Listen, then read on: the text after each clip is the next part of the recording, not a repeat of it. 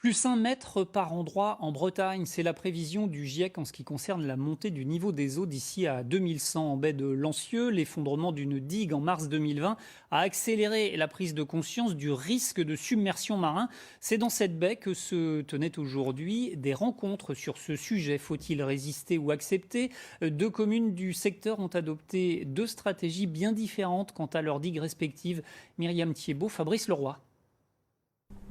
Au-delà des villages de la baie de Lancieux, des terres gagnées sur la mer grâce à des digues, pour certaines construites il y a plusieurs siècles.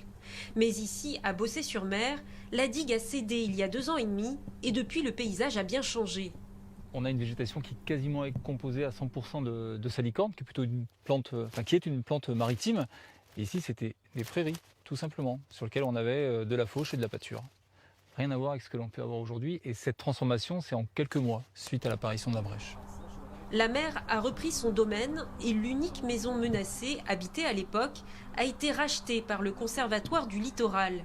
Ça vient démontrer dans un contexte apaisé que, moyennant suffisamment d'anticipation et puis un travail collaboratif avec les usagers, les communes, etc., on peut accepter de voir notre trait de côte évoluer.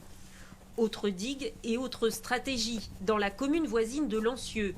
Ici, les élus surveillent de près leurs digues dont la végétation sera brûlée d'ici quelques semaines pour repérer d'éventuelles fragilités.